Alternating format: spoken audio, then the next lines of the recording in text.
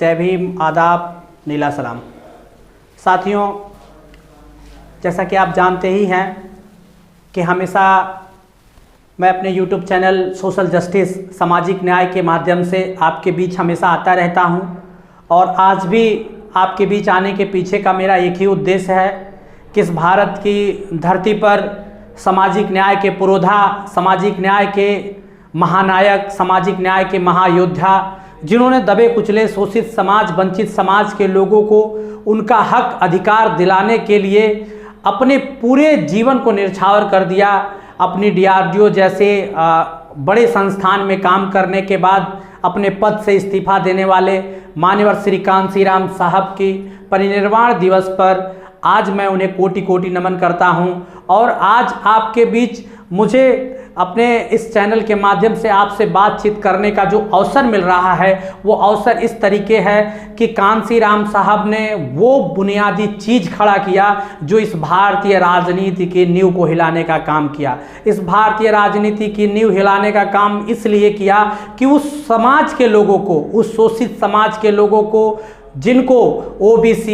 और SC ST समाज के लोगों को कोई पूछने वाला नहीं था, जिनका कोई प्रतिनिधित्व नहीं था, जिन लोगों को कभी राजनीतिक हक हिस्सा नहीं मिल पाता था, उन लोगों के अधिकारों के लिए अगर किसी ने संघर्ष करने का काम किया तो उनका नाम मान्यवर कांशीराम साहब है। मान्यवर कांशीराम साहब ने जब DS4 बनाया, जब बामसेब बनाया और जब बहुजन समाज पार्टी बनाया तो बहुजन समाज पार्टी बना करके मान्यवर श्री कांशीराम साहब ने उस शोषित वंचित समाज के लोगों को वो हक अधिकार दिया जिस हक अधिकार के दम पर आज भी आप लोग देखते होंगे कि कांशीराम साहब की वजह से तमाम ऐसे राजनीतिक दल हैं जिन दलों में आज ये शोषित वंचित समाज के लोग जा कर के MP और MLA बनने का काम कर रहे हैं। और मान्यवर कांशीराम साहब ने जो अपने समाज के लोगों को यूनाइट करने के लिए, मान्यवर कांशीराम साहब ने अपने समाज के लोगों को हक अधिकार दिलाने के लिए जो संघर्ष किया, उस संघर्ष की परिकथा ऐसी है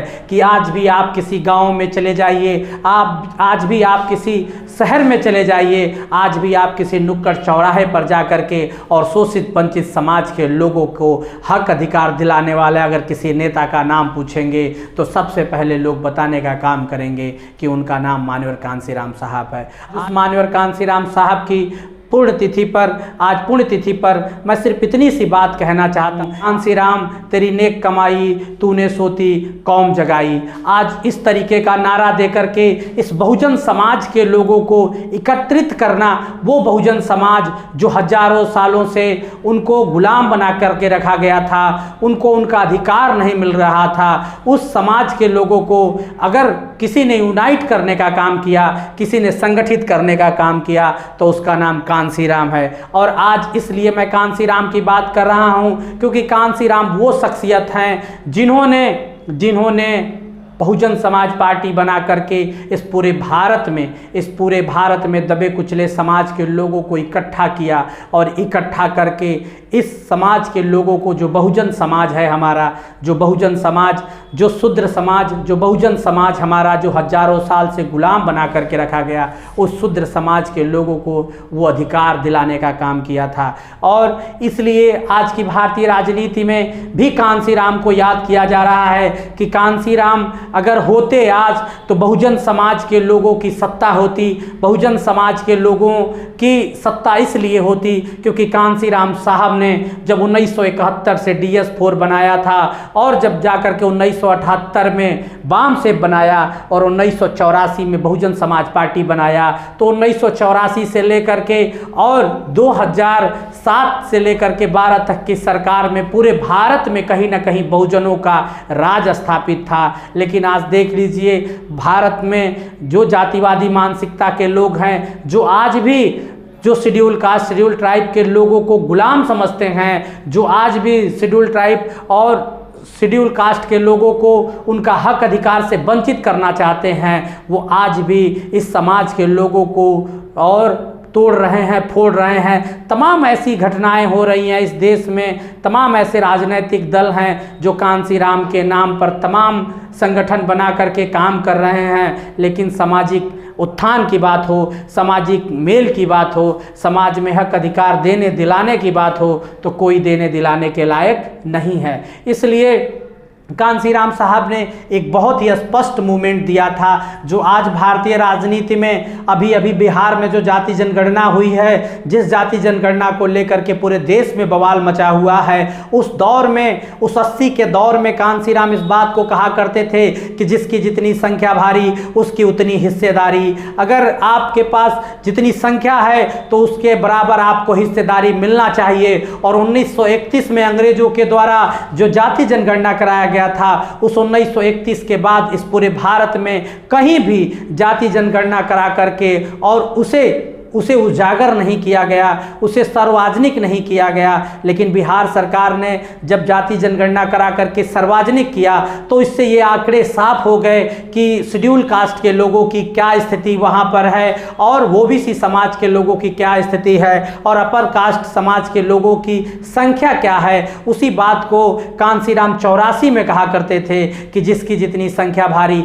उसकी उतनी हिस्सेदारी। आज बिहार सरकार नहीं, पूरे भारत में जाति जनगणना की आवश्यकता है, क्योंकि कांसीराम को मानने वाले उन लोगों से जो कांसीराम साहब के अनुयायी हैं, जो चाहते थे इस देश में जो बहुजन समाज के लोग हैं, जिनको उनका हक अधिकार मिलना चाहिए, जिनको उनका राइट्स मिलना चाहिए, लोगों का जो हक है, जो उनका हक मिलना चाहिए, सामाजिक भाईचारा में, सामाजिक भागीदारी में, जिसकी जितनी संख्या भारी उसकी उतनी हिस्सेदारी। उस अगर नारे और मूवमेंट को अगर किसी ने सबसे पहले सही करने का काम किया तो आज माना जाए तो बिहार सरकार ने उस जाति जनगणना को करा करके जो आंकड़े जारी किए हैं, उससे ये पता चलता है कि भारत में हम शोषितों, वंचितों, मजलूमों की क्या संख्या है। और अभी बिहार सरकार से हम लोग ये चाहते हैं कि वो आर्थिक सर्वे भी हमें बताने का काम करे कि आज जो जमीन का अधिकार है, जो लैंड का अधिकार है, वो ओबीसी के पास कितना है और ओबीसी के बाद अनुसूचित जात के लोगों के पास कितना है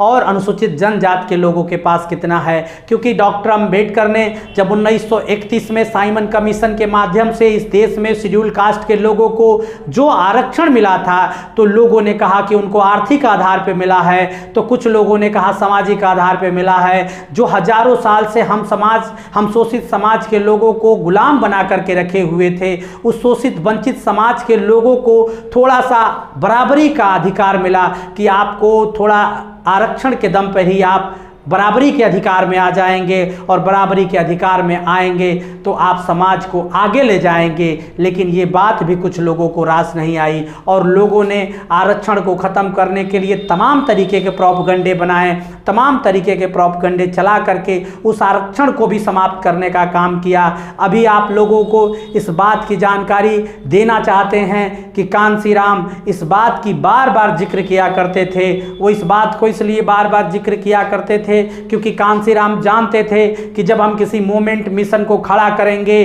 तो जो हमारी विरोधी पार्टियां हैं, जो हमारे विरोधी दल हैं, वो कहीं ना कहीं चमचा ला करके आपके और हमारे बीच खड़ा करने का काम करेंगे। इसीलिए कांसीराम साहब ने अपने जीते जी ही चमता युग नाम की एक किताब लिख दिया। इसलिए क्योंकि कुछ लोग ऐसे हैं जो अपने समाज के बीच में जा करके लोगों को बरगलाने का काम करेंगे, लोगों को अलग अलग तरीके से बताने का काम करेंगे। लेकिन कांसीराम साहब का बस एक ही लक्ष्य था कि हम बहुजन समाज के लोगों को उनका अधिकार मिले। बहुजन समाज के लोगों को उनका अधिकार तभी मिल सकता है जब बहुजन समाज के लोगों की संख्या की गिनती हो, क्योंकि कांसीराम कहते थे कि जिसकी जितनी संख्या भारी उसकी उतनी हिस्सेदारी। तो आज जब हमारे हिस्सेदारी की बात आती है, जब बात हमारा हक अधिकार की बात आती है, आज इस देश के बड़े बड़े संस्थानों में, आज इस देश के तमाम उन बड़े संस्थानों में, आज भी आप उठा करके देख लीजिए, इस देश के तमाम बड़े उच्च न्यायालयों में, इस देश के तमाम बड़ी यूनिवर्सिटियों में, चाहे वहाँ हाई कोर्ट हो, चाहे वहाँ आपकी बड़ी बड़ी यूनिवर्सिटियों के कुलपति का मामला हो, वहाँ पर आप शिखर से लेकर के ज़मीन तक देख लीजिए, शेड्यूल कास्ट, शेड्यूल ट्राइब और ओबीसी समाज के लोगों का प्रतिनिधित्व कितना है। कांसीराम राम एक बात को और कहा करते थे कि आरक्षण से लेंगे एसपीडीएम और वोट से लेंगे सीएम पीएम। आज आपको उस बात को साबित करने की ज़रूरत है कि कांसी राम ने जो आपको डॉक्टर अंबेडकर ने आरक्षण दिया है, उस आरक्षण के दम पर जितने भी हमारे बहुजन मूवमेंट्स के, जितने भी हमारे बहुजन समाज के साथी एसपी और डीएम बन रहे हैं, उनको कांसी राम साहब और डॉक्टर भीमराव अंबेडकर के उस एजेंडे को भूलना नहीं चाहिए। इसलिए कि कांसी राम साहब ना होते तो शायद आज आप और हम यहाँ संघर्ष ना कर पाए होते,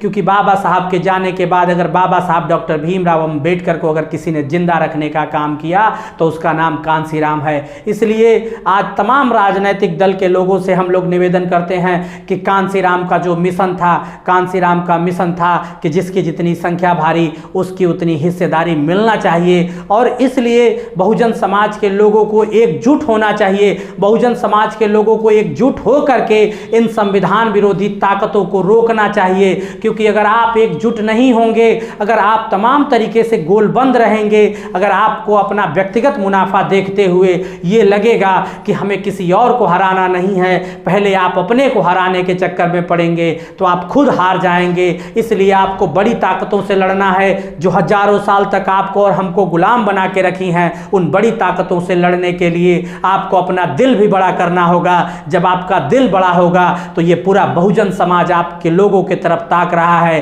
क्योंकि बहुजन समाज के जो महापुरुष थे उन्होंने कहा था कि political power is the master की, राजनेता की सत्ता की चाबी वह चाबी है जिससे विकास के सारे बंद दरवाजों को खोला जा सकता है। और आज जब बारी आ रही है विकास के बंद दरवाजों को खोलने की, तो कहीं ऐसा लोगों को इतिहास में ये ना महसूस हो कि उन्हीं नेताओं ने इस बहुजन समाज के लोगों के साथ घात किया। इसलिए हम जैसे समाजिक लोग इस बात का निवेदन करते हैं कि आपका व्यक्तिगत कोई ऐसा चीज रोड़ा बन के ना आए जिससे समाज के लोगों के ऊपर कोई इफेक्ट करे। इसलिए बहुजन मूवमेंट और मिशन को अगर आपको आगे ले जाना है तो इस देश में बहुजनों की सत्ता लाना है, और इस देश में बहुजनों की सत्ता तभी आएगी जब आप और हम एक हो जाएंगे, जब बाबा साहब डॉक्टर भीमराव अंबेडकर का कॉमन एंड मिनिमम एजेंडा लागू होगा, जब हमारे बहुजन समाज के लोगों को उनको सामाजिक अधिकार, सामाजिक समानता का अधिकार, आर्थिक और राजनैतिक समानता का अधिकार मिलेगा। आज इस देश में राजनैतिक समानता का तो अधिकार है, लेकिन आर्थिक और सामाजिक आज भी अधिकार नहीं मिले हुए हैं। आज भी इस भारत की भूमि पर कहीं ना कहीं जाकर के देख लीजिए तो अलग अलग स्टेटों में अनुसूचित जात, अनुसूचित जनजात के लोगों के साथ आज भी छुआछूत का काम हो रहा है, आज भी उनके साथ दुर्व्यवहार किया जा रहा है। इस दुर्व्यवहार को दूर अगर कोई कर सकता है तो बहुजनों की सरकार कर सकती है, और बहुजनों की सरकार तब बनेगी जब बहुजन समाज के नेता मिनिमम एंड कॉमन एजेंडे पे काम करेंगे। और मिनिमम एंड कॉमन एजेंडा वो होगा जो बाबा साहब डॉक्टर भीमराव अंबेडकर का सपना होगा, जो मान्यवर कांसी राम साहब का सपना होगा, जो महात्मा ज्योतिराव फूले का सपना होगा, जो सावित्रीबाई फूले का सपना होगा, जो इस बहुजन समाज में जन्मे उन तमाम महान संत गुरुओं का सपना है, जो समतामूलक समाज की स्थापना होगी। तभी जाकर के इक्वेलिटी की बात होती है, तभी जाकर के समानता की बात हो पाएगी, क्योंकि इस देश में सभी लोगों को एक बराबर अधिकार चाहिए। तो राजनैतिक हो, चाहे सामाजिक हो, चाहे आर्थिक आधार पे सारे लोगों को बराबर किया जाए, इक्वल किया जाए, तभी जाकर के इस देश में समता, स्वतंत्रता, बंधुत्व की सरकार बन सकती है। इन सांप्रदायिक ताकतों को रोकने के लिए आपको और हमें ही आगे आना होगा, एक कदम बढ़ के चलना होगा, क्योंकि बहुजन समाज के उन महापुरुषों ने अपने पूरे जीवन को आपकी और हमारी बेहतरी के लिए कुर्बान कर दिया है। तो उन महापुरुषों के कर्ज को अदा करते हुए आपको अपने